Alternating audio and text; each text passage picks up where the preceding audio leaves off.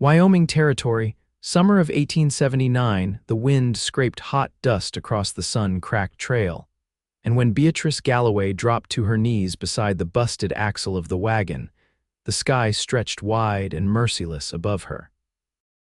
The wood had split clean through, right beneath the front wheel, and the prairie heat was already pressing down hard. Her skirts were streaked with travel dirt, her wide-brimmed hat hung loose down her back, and her hands trembled as she tried to steady the wagon shaft. It was no use. The wheel hung crooked and the axle would not hold. Her two children huddled behind her, both quiet now, their little eyes wide with fear. Willa was 6, her cheeks flushed and freckled, and Warren was 4, holding tight to his sister's hand like it was the only thing keeping him upright. Beatrice pressed a hand to her stomach and breathed deep. She had nothing left to give them, no more water, no food, no way forward. "I'll fix it, Mama," Willa whispered. Beatrice looked back, her throat tight. "I know, sweetheart, we'll be all right," but she did not believe it. They had been traveling alone since the man she had paid to take them west abandoned them near Rawlins, said he was going for water, and left them stranded in the middle of nowhere with a tired mule and a pile of empty promises. That was 3 days ago. Now the mule was gone, the wagon was broken, and the sun was boiling above their heads. She knelt there, one hand on the cracked shaft, her chest aching with helplessness, when the sound of hooves broke through the heat. She looked up. A man on horseback crested the rise, silhouetted against the sky, his figure tall and lean beneath his dust-covered duster coat.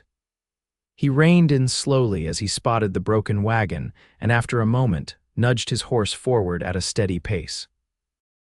Beatrice stood fast and stepped in front of her children. The man dismounted a few feet away.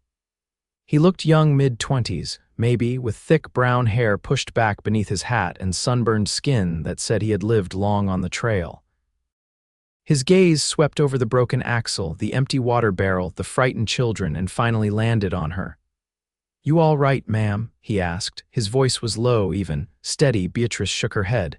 "No, we're not," he nodded once, calm as anything. Then he walked to the wagon, crouched beside it, and laid a hand on the split axle without speaking.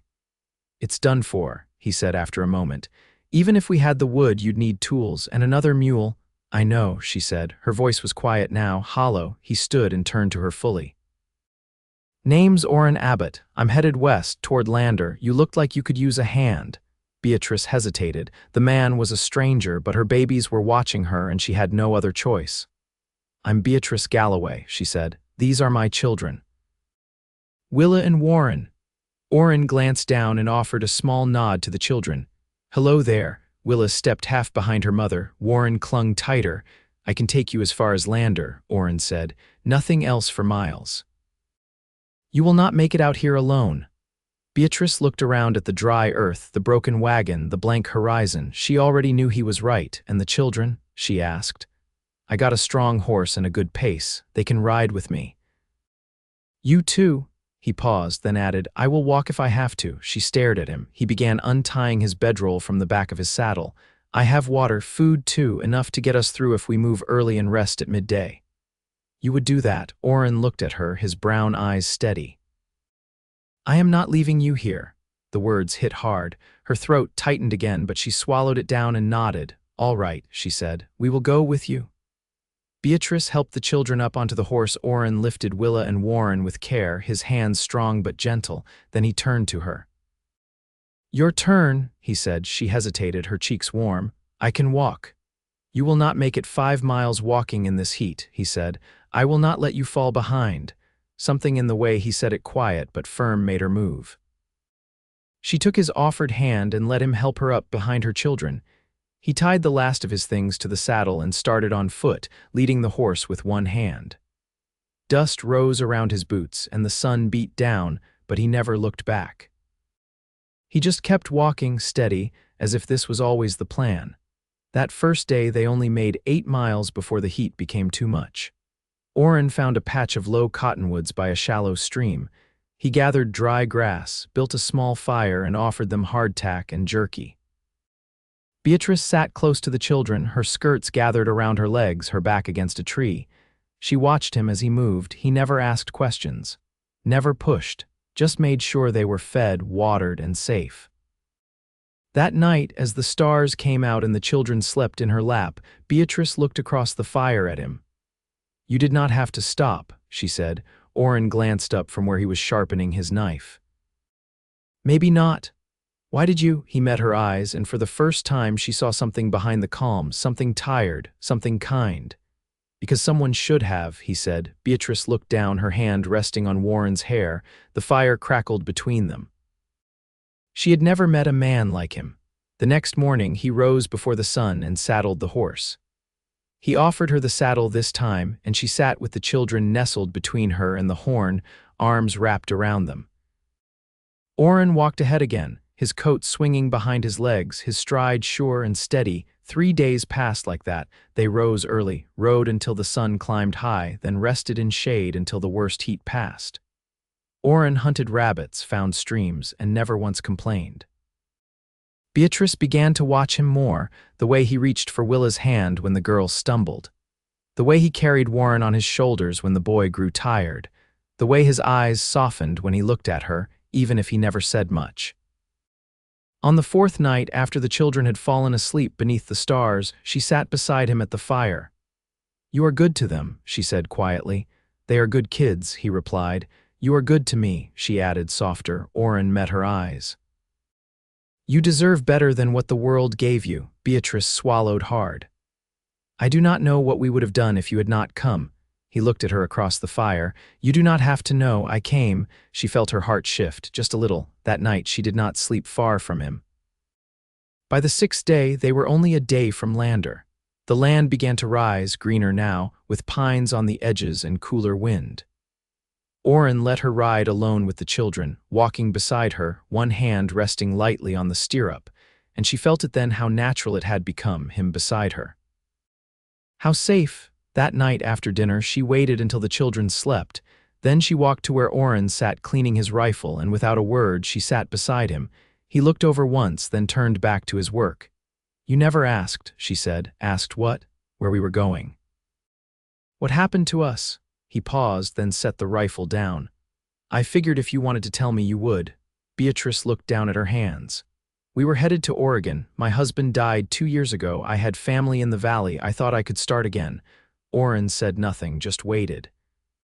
"The man I paid to take us west left us, said he would come back, but I knew he would not." She looked up at him. "And then you came." Oran's jaw shifted. "I am sorry for what you have been through," she nodded. "Me too." He did not reach for her. But she saw it in his eyes, that quiet pull between them. That steady warmth. Beatrice leaned closer, her shoulder brushing his. "You saved us." He looked at her, his voice low. "You saved them, I just helped." She turned her face to his. "You gave us your horse." Oran smiled just a little.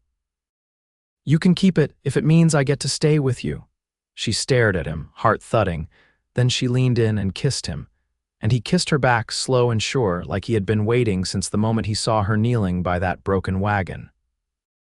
The sun crested pale over the ridgeline, light slanting thin through the lodgepole pines. Beatrice stirred beside the fire, her back stiff from the earth, one arm curved protectively around Warren's sleeping form. Willa lay curled nearby, her face half hidden beneath the hem of her mother's traveling cloak. The warmth of the shared horse blanket kept them quiet still. Across the ashes, Oran crouched by the saddlebag, pulling strips of salt pork from a cloth wrap. He didn't glance up, but his voice reached her all the same. "There's a homestead 2 ridges north. Belongs to a man named Loren Finch. Built it before the war. Might be he'll let us rest there a bit." Beatrice blinked against the morning light. "Do you know him?" "Not well. Traded with him once." "He's got a wife, 3 sons, keeps chickens and a pair of milk goats." She sat up slowly, brushing pine needles from her skirt. "And you think he'll offer shelter?" Oran laid the pork in his skillet over the low fire. "I think he'll recognize a woman with 2 children has earned a warm meal and a roof." Beatrice didn't answer right off. The thought of a roof, even for one night, made her throat tighten. She tucked a strand of hair behind her ear, then reached to wake Willa with a gentle touch. The girl stirred, blinking sleepily. "Mama, is it morning?" "It is, little one. Let's get you up." By the time the meat sizzled and crisped, the children were upright and rubbing their eyes, their cheeks rosy from sleep. Oran handed out tin plates without a word, crouched nearby with his own, quiet as ever. Beatrice watched the way he tore the meat into smaller pieces for Warren, setting them on the boy's plate with care. She hadn't asked him to, he just did it. As they ate, the wind picked up through the trees, carrying the scent of drying grass and pine sap. Oran stood and walked a short distance toward the edge of the rise, scanning the horizon. When he returned, he looked toward Beatrice. "If we ride steady, we'll reach the Finch place before noon." After that, Lander's only a half-day west. She nodded, wiping the children's mouths with a rag. "Do you plan to stay in town?" Oran's gaze lingered on her face. "I hadn't before." She didn't look away. And now, he gave the faintest shrug of one shoulder. "I go where I'm needed." They packed quickly. Oran lifted Warren first, settling him in the saddle with practiced ease. Willa followed. Beatrice climbed up last, her skirts gathered and pinned high for riding. She wrapped her arms around the children, and Oran gave a short nod before taking the reins and leading them down the trail. The path narrowed between the trees, and the air cooled.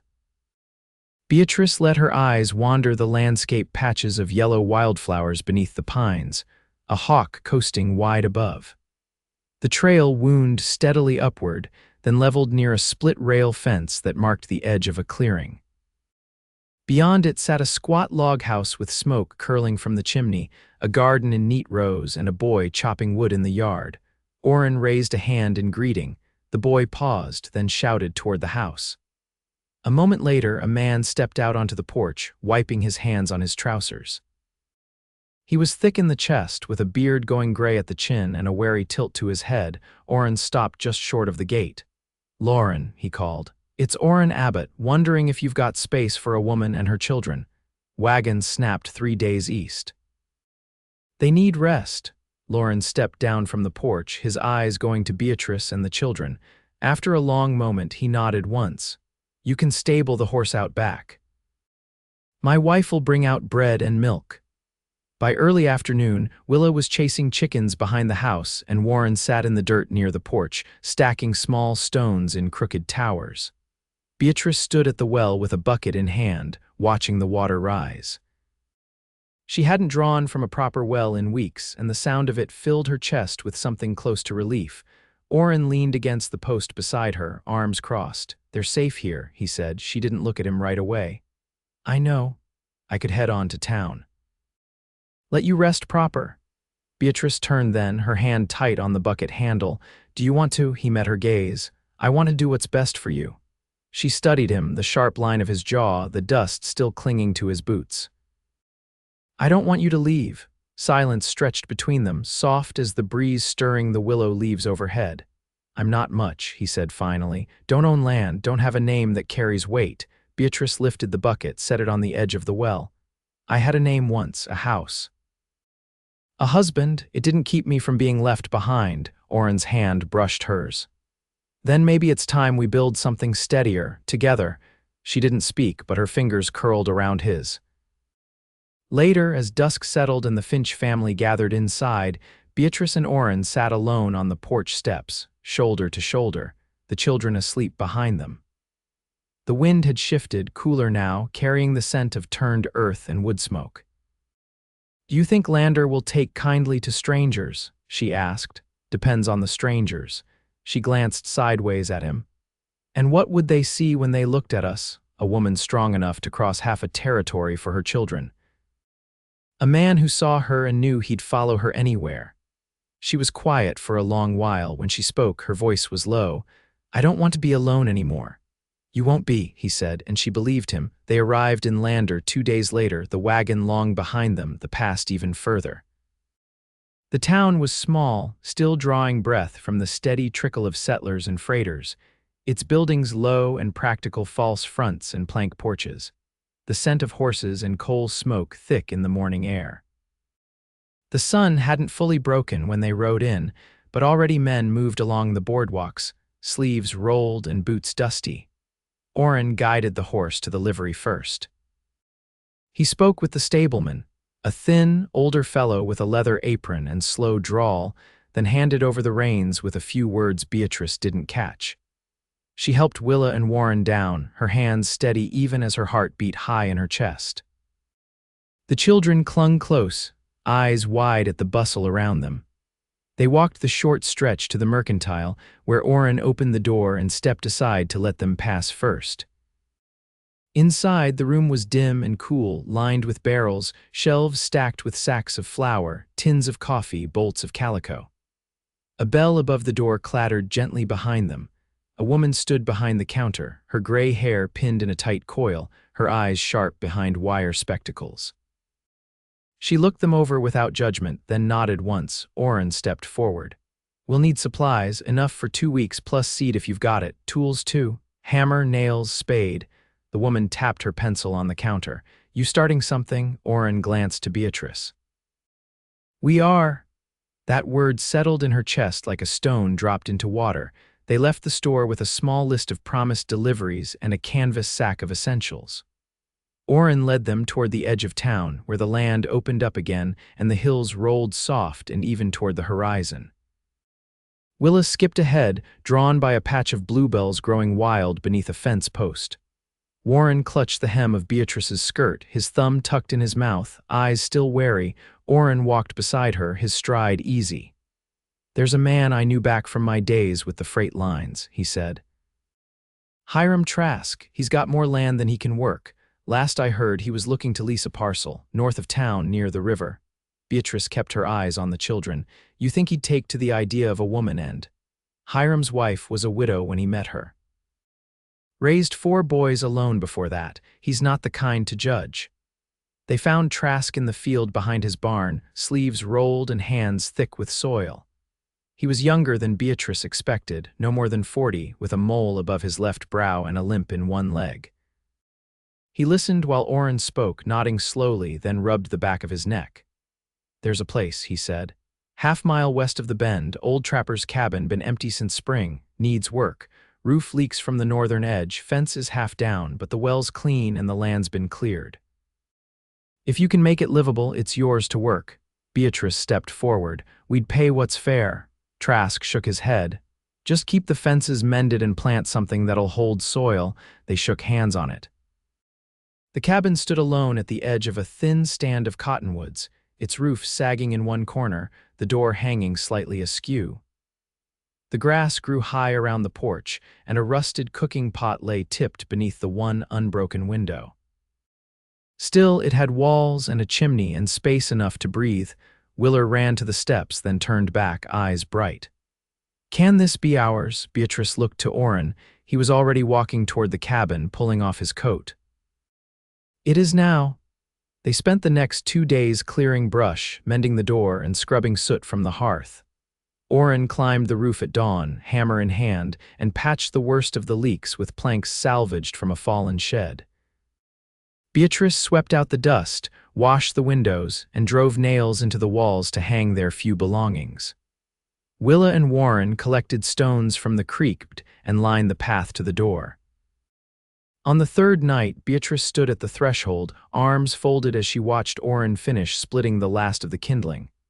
He wiped his brow on his sleeve, then looked at her. "You thinking it's enough?" he asked. "For now," she said. "Then, I never thought I'd have a place again." "Not truly." He set the axe aside and walked up the steps, his boots soft on the wood. "We can build more." Inside, Warren was curled on a pallet near the hearth, and Willa was asleep beneath the quilt Beatrice had carried west, the one stitched by her grandmother in Kentucky. Oran stepped past them quiet and opened the door to the small back room he'd cleared for them that morning, the one with a view of the cottonwoods. He turned toward her. "I'd sleep better knowing you're here." Beatrice stepped in, her hand brushing his as she passed. "So would I." They stood a moment in the hush, the wind against the shutters, the fire low behind them. Then he reached for her hand, and she didn't resist. "I'm not a man who speaks too much," he said. "I don't need words," she said. "I need the way you look after them." "After me?" He bent slightly, his forehead resting against hers. "I meant what I said," he whispered. "I go where I'm needed, but I stay where I'm wanted." She slipped her arms around him, the shape of him solid and familiar now. "Then stay," and he did. The first frost came quietly, dusting the cabin roof and paling the edges of the creek where Willa liked to float leaves. Beatrice woke early to the sound of Oran stepping out onto the porch, boots crunching over frozen grass. She stayed where she was, beneath the quilt, one arm curved around Warren, who had crept into the bed sometime in the night. His breath was warm against her collarbone. The room held a stillness she'd come to know, one born of safety, not silence. Oran returned before the fire burned low, carrying a small burlap sack slung over one shoulder and a shallow tin pail in the other. He set both down gently and knelt to stir the coals to life. Beatrice watched from the doorway, her shawl drawn tight around her shoulders. "You went to the trapline," she said softly. "Just the one near the north bend," he replied. "Didn't want the meat to turn bad in the cold." She stepped closer, her bare feet careful on the plank floor. "Catch anything?" "1 rabbit." "2 weasels." He opened the sack and drew out the rabbit, already cleaned and wrapped in cloth. "Not much, but it'll help." Beatrice took it from him and set it on the table. "I can make a stew with the beans we have left." He nodded, then stood and reached for the pail. "And the goats are still giving enough for the little ones. Trask said we could keep them through winter if we help him mend the south fence before snow sets in." She looked up then, surprised. "You didn't mention that. I wanted to be sure it was settled first." "You're always doing that," she said, folding her arms, "taking care of things before I even know they're a worry." He leaned back slightly, tipping his hat off and setting it on the bench. "It's easier when I've got something worth keeping steady." She glanced toward the children, still tucked under quilts in the other room. "They've started calling this home. They're not the only ones." She didn't answer, but the look she gave him was warm and full of something that had taken root slowly, quietly, like the herbs she'd planted behind the cabin before the frost came.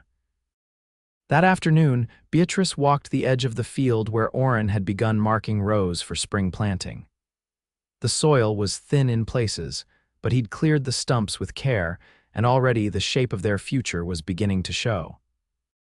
She carried a small bundle beneath her arm, scraps of wool she'd pieced together in the hours between chores, stitching tight and neat while the children napped. Oran was leaning over a fence post, measuring the distance between stakes with a length of twine. He didn't look up when she stopped beside him. "You've got a good eye for straight lines," she said. "I spent years tracing wagon trails," he replied. "Guess it stuck." She handed him the bundle. "I thought your coat could use something warmer at the collar. The wind's sharper now." He unfolded it slowly, a strip of wool lined with flannel, the seams hand-sewn and tight. His fingers lingered on the stitching. "You made this from what we had." "It's not much. It's more than I ever expected." He tucked it carefully into his coat pocket, then looked at her, expression unreadable for a long moment. "You ever think about what comes after spring?" She shifted her weight, the hem of her dress brushing the frost-bitten grass. "I've thought about planting, about teaching Willa her letters again once the days stretch longer." "I meant for us." Beatrice's breath caught. "Have you?" "I've thought about building a lean-to off the east side of the cabin, make room for a proper table, maybe more." "Depends on what kind of life you want." She studied his face, the sun catching the faint lines near his eyes, the set of his shoulders still turned toward the land. "I want one that holds." He reached for her hand, fingers rough, warm. "Then let's build it." That night, after the stew had simmered long and the children had fallen asleep with warm bellies and pink cheeks, Beatrice stepped out onto the porch where Oran sat sharpening his awl by lantern light. The stars blanketed the sky above, sharp and bright. "You said once you go where you're needed," she said. He looked up. "I think you were always meant to find us." He set the awl aside. "I didn't know I was looking until I saw you," he said. And when she sat beside him, her hand in his, it didn't feel like the end of a journey, it felt like the beginning of something steady, and theirs. The first snow came just after the last of the fence posts were set. Oran had spent the morning tamping down the final stretch, his gloves stiff with cold, breath rising in brief clouds as he worked. Beatrice watched from the porch, a flannel shawl wrapped tight around her shoulders, Warren curled in her lap and Willa sitting cross-legged at her feet, tying knots into scraps of yarn for doll hair. The air held that hush that always came before a storm, but it wasn't heavy, it was expectant. By midday, the wind had dropped and fat flakes drifted down slow, catching on the eaves and dusting the tops of the split rails. Oran stepped back from the last post, knocked the back of his glove against it once, and turned toward the house. Beatrice stood as he reached the steps. "That's the last of it," he nodded, pulling off his gloves and tucking them into his coat. "Fields enclosed. Come spring, we'll be ready." "You'll come in now," she said, brushing snow from his shoulder. "You've done enough for one day. I'll haul the kindling in first." She touched his wrist. "It'll keep." Inside, the warmth from the hearth reached out like a hand. The cabin had taken on a new shape over the weeks, no longer a place they lived in, but a home that held them. Willa slipped past to lay out the last of the honey biscuits they'd saved since Sunday, while Warren pressed his face to the window, watching the snow with quiet awe. Oran knelt to take off his boots, setting them near the fire. When he straightened, Beatrice was already beside him, holding a towel to rub warmth into his hands. He let her, his eyes steady on hers. "I've been thinking," she said, drying the spaces between his fingers. He raised an eyebrow. "That's so. I want to plant beans on the west side near the fence. And kale along the back wall where there's shade. If we save the seed right, it'll carry the year after. I could trade extra jars at the mercantile come harvest. You've got a good head for what lasts. I've had enough of what doesn't." Oran took the towel from her and set it aside, then reached into his coat pocket. From inside, carefully wrapped in a square of muslin, he pulled a ring. The band was plain, the silver dulled with age, but the center held a small, pale blue stone, the kind that caught light like water. She stared at it, breath caught. "It was my mother's," he said. "Kept it in my kit all these years. Didn't know what for until I met you." Beatrice's voice was low. "Oran, I don't want to build two lives side by side. I want one with you, with the little ones. I want to wake up every morning knowing I've got a place beside you, not just here, but in everything." She didn't speak for a long moment. Then she took the ring from his palm and slid it onto her finger. It fit. She looked back up at him, eyes shining. "Then we'll make one life," she said, "and never look back." Snow fell steady through the night, soft as cotton. Beatrice and Oran sat near the hearth while the children slept in their quilts, the firelight throwing long shadows across the walls. He held her hand in both of his, running his thumb over the pale band of skin where her old ring once sat. She leaned into him, her head resting against his shoulder, the rhythm of their breathing quiet and easy. In the weeks that followed, word spread through the town of the couple out by the cottonwoods. Some came to trade, others to offer help with a well pulley or a hand-hewn shelf. The school teacher from Lander stopped by one afternoon with a slate board for Willa and a basket of chalk stubs. Beatrice invited her in, served tea boiled with cinnamon bark, and promised to begin lessons again now that the harvest was put up. Oran built the lean-to off the east wall just as he'd said he would. It took time, but each beam he set was measured, every board sanded smooth. The first thing they placed inside was the table, a gift from Trask, hauled in by Wagon and sanded down by Beatrice's own hand. They ate their first supper there in early spring, with sun still slanting through the oiled paper panes and Willa humming low as she passed the bread. One evening, as the fields greened and the creek swelled with snowmelt, Beatrice stood by the doorway watching Oran lift Warren into the branches of the budding cottonwood. The boy reached high, fingers brushing the new leaves, laughter ringing out clear. Willa danced near the stream, her braid bouncing, her boots muddy to the ankle. Oran looked toward her, smiling for no one but her. She stepped down into the grass and crossed to him. His arm came around her waist like it had always belonged there. They stood that way for a long while, watching the children, the wind warm on their skin, the scent of damp earth rising around them. "You ever think you'd end up here?" she asked. "No," he said. "But now that I have, I can't think of anywhere else I'd rather be." She leaned into him, her voice soft. "Then we'll stay, as long as we're able," and they did. Through thick summers and lean winters, through births and gatherings, through the slow aging of hands and the deepening of laughter lines, they stayed, together. Rooted, Willa grew into a woman with her mother's quiet strength and her father's steady hands. Warren took to the land with a love that ran deep, tending the fields Oran first fenced with care. And on the porch in the evenings, Beatrice and Oran sat side by side, their fingers always laced, their eyes turned toward the horizon not for what was coming, but in thanks for what had already come.